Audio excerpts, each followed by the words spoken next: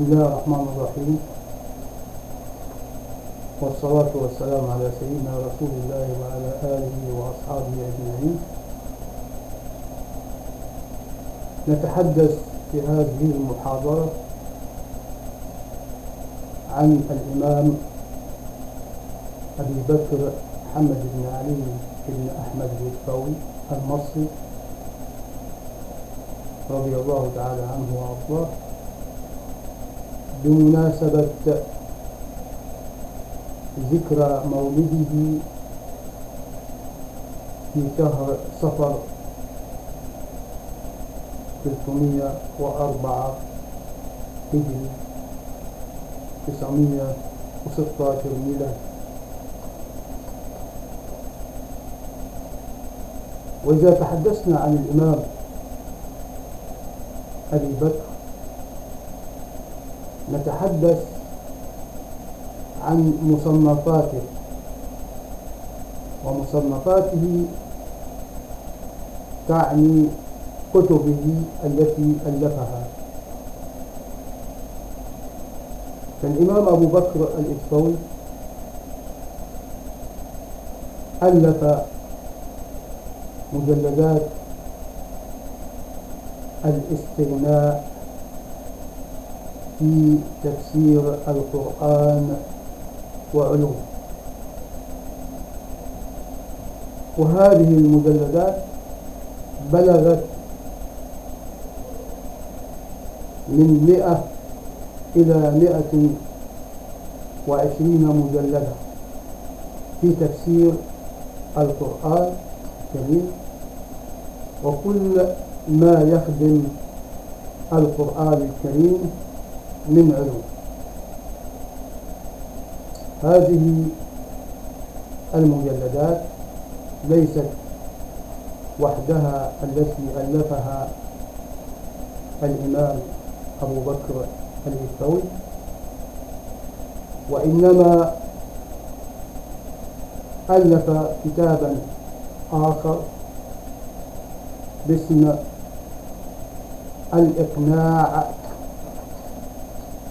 في علوم القرآن، وهو يتحدث عن القراءات وأنواعها في القرآن الكريم. الإقناع في أحكام السماع هو من مؤلفات الإمام أبي بكر الإسفاوي، وغير هذا هناك مؤلفات ومؤلفات.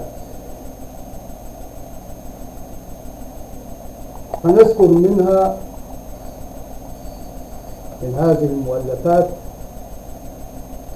كتاب الإمالة. وكتاب الإمالة نستند في أنه من مؤلفات الإمام أبي بكر ما جاءنا عن ابن حموش القيرواني، أبو محمد مكي ابن أبي طالب حموش ابن محمد ابن مختار القيسي المقرئ الأديب القيرواني، الذي ولد سنة 355 هجري وتوفى سنة 437 هجري. صنف من الكتب الإبانة في معاني القراءة والانتصار فيما ورد عن أبي بكر الإسفاوي في كتابه الإمالة، وذلك من كتاب هدية العارفين بأسماء المؤلفين وآثار المصنفين للباباني البغدادي الذي توفى سنة 399 هجري. وأيضا ألف الإسفاوي كتاب البياض،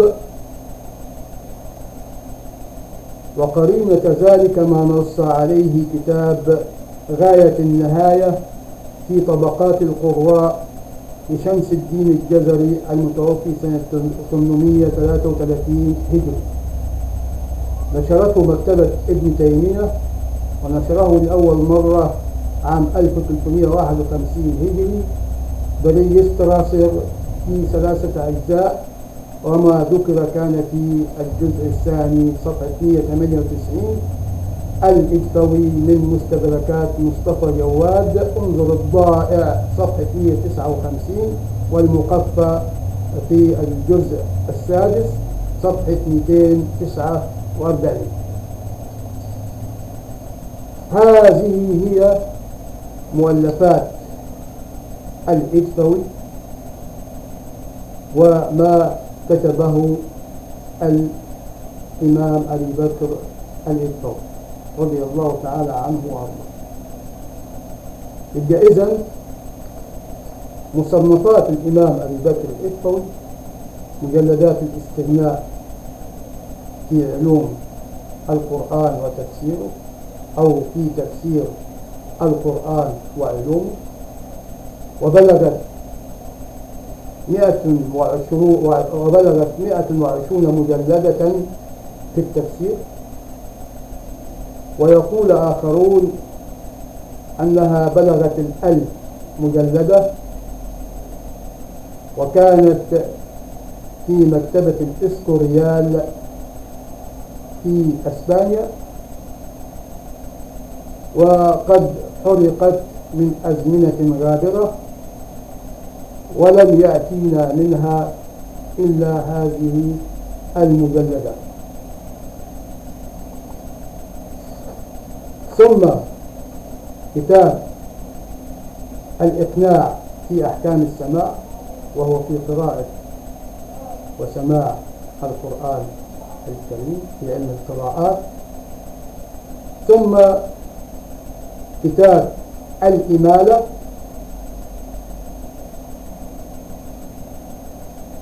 وبعده كتاب البياض. هذه هي مؤلفات الإمام أبي بكر الإجفوي رضي الله تعالى عنه وارضاه. فأبو بكر الإجفوي عامل بكتاب الله وسنة رسوله صلى الله عليه وسلم، وهو عالم مجتهد عاصر، نسميه بالعالم المخضرم، لأنه عاصر خلافتين: عاصر الخلافة العباسية في بغداد، وعاصر الخلافة الفاطمية في أفريقيا الصغرى ثم مصر. زمن الدولة الإرشيدية،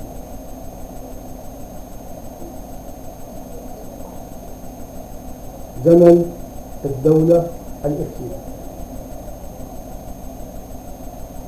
وقد تصدى الإمام الإجفوي للمذهب الشيعي الذي كان منتشرا في عصر الدولة الفاطمية، حيث أنه سني مالكي المذهب،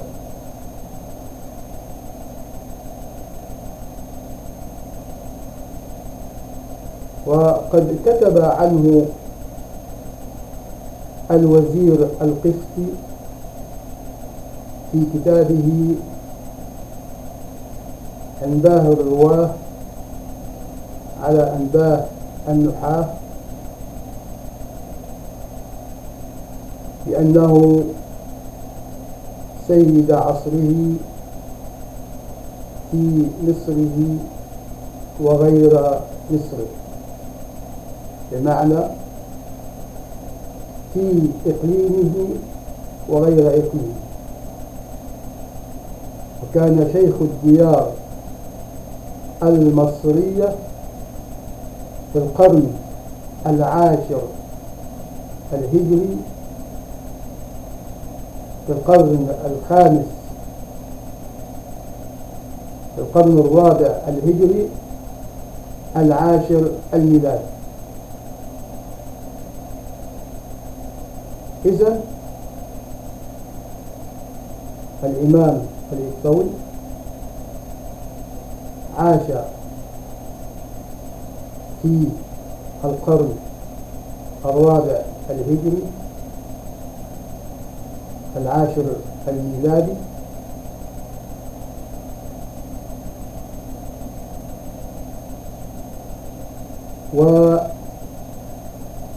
وتتلمذ الإمام أبو بكر الإكثوي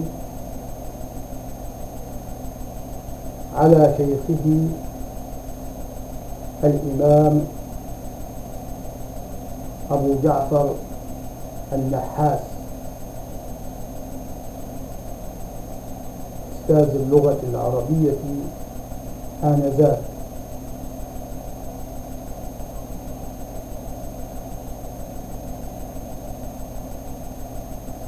ثم تتلمذ الكثيرون على يد الإمام أبي بكر محمد بن علي بن أحمد الإكثوي المصري، سواء في مصر أو خارج مصر، من علماء المغرب وعلماء بغداد وعلماء الجزيرة العربية وبلاد الشام. نواصل إن شاء الله التحدث عن الإمام أبي بكر الإكثوي في المحاضرات القادمة إن شاء الله،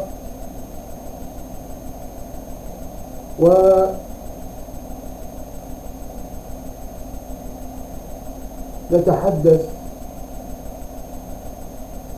عن كيف